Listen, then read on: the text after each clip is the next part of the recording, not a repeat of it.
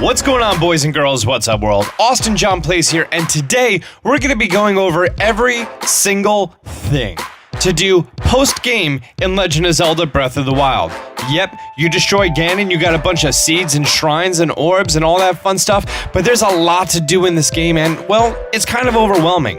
This is going to be probably the best video to make sure you did everything possible in Breath of the Wild. After you watch this video to the end, if I missed anything big, be sure to leave a comment and let me know. I'm going to be breaking this down to 4 sections of a checklist. Things that can be done just after leaving the Great Plateau, things done a little later on but without any divine beasts, things that require you to visit multiple areas or complete one or more divine beasts, and lastly, things that you're most likely going to be doing after destroying Ganon for, the real completionist stuff. This list took a lot of time to compile, so dropping a like is really appreciated. With no further ado, let's begin. Number 1, ride stuff. There's lots of things in this game that can be ridden besides wild horses, including deers, stall horses, bears, and Lord of the Mountain, all of which cannot be registered at a stable. Number 2, special horses. There's 2 special horses that can be registered in the game, the Giant's Horse, aka Ganon's horse, and the Royal Horse, aka Zelda's horse. You can register those at any stable, and they're yours. Number 3, the Jump Slash. This one is a little silly, but from the pause screen, if you ever went to the ability controls, you'll most likely have a blank slot. This is for the Jump Slash tutorial, which can be found in Kakariko Village. Number 4, perfect your abilities. While we're on the subject, let's perfect these. Perfect the perfect guard so you can beat a guardian with just deflecting your shield, and perfect the flurry rush to take down your bigger enemies with ease. Number 5, rusted weapons. One really awesome mechanic in this game is finding the ground Octoroks and having them refresh a rusted weapon. For the next section of our checklist are going to be a bunch of things that require you to progress a little bit more in the game, but still without any divine beasts. Number 6, buy a house. There's a house on Hateno Village that requires a lot of rupees and resources. Find it and buy it. Number 7, the Hylian Homeowner. Branching off of number 6, a very rupee-heavy investment is fully upgrading and restoring that house to have a place to call your own and show off all your weapons. Number 8, collect some jewelry. In the Wasteland region, there's a vendor who sells you special jewelry that resists elements and other various benefits. Collect all of them. Number 9, Great Fairies.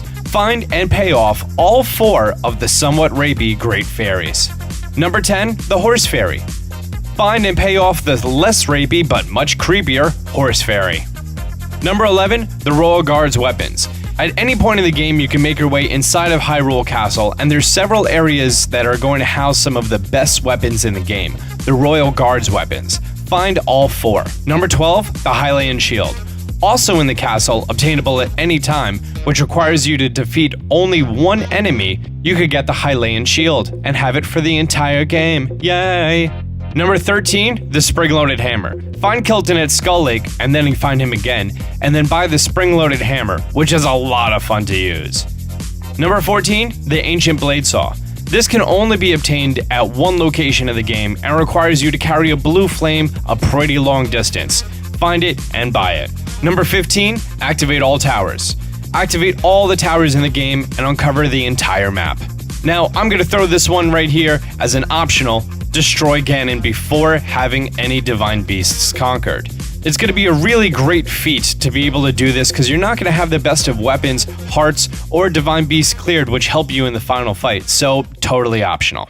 For the next section, it's going to require going to multiple areas in the map and or completing one or more of the divine beasts. Number 16, get all the outfits. Get all the sets of outfits in this game, the Barbarian, the Climber, the Dark, the Desert Voe, the Flamebreaker, the Gerudo, the H-Hit, the Hylian, the Radiant, the Rubber, the Snowquill, the Soldiers, the Stealth, and the Zora.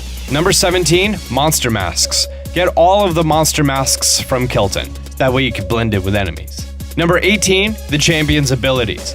After defeating the Divine Beasts, you're going to get the Champion's Abilities. Collect all 4. Number 19, this one almost goes hand in hand, but after completing the Divine Beasts, you get a weapon for each of the 4 parts.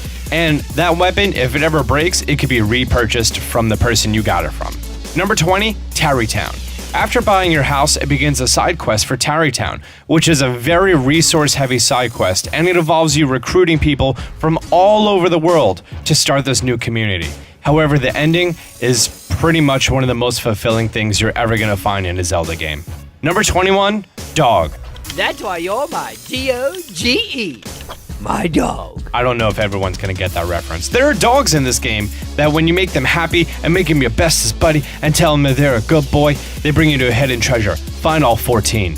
Number 22, minigames. There are 16 minigames in the entire game, 4 of which you'll need for shrines. The rest are optional. Find all 16. Number 23, clear the Colosseum. There's a Colosseum fairly close to the Great Plateau, and it's home to some of the strongest enemies in the game. After defeating all the 4 divine beasts, clear the entire Colosseum, including the silver Lynel at the bottom. Number 24, the bridles and saddles. There are 6 sets of bridles and saddles in this game for your horse. Find all 6. Keep in mind, to customize your horse and his bridle and saddle, in addition to other things, you have to have max affection with him. Number 25, find all the captured memories in this game. All 12, wink wink, locations. Number 26, Of the Wild. Complete all 116 optional shrines and collect the tunic, cap, and trousers of the wild from the Forgotten Temple. Number 27, Destroy Ganon. After you defeat all the blights and recover all your memories, defeat Ganon for the complete ending of the game. The last things on this list are going to require a lot of work, and most, if not all, you're going to want to do after defeating Ganon. Number 28, upgrade your armor. Every single piece of armor in the game, upgrade them. That's going to take a lot of Lynel, Helix, and Star Fragment hunting. Number 29, upgrade all your equipment slots.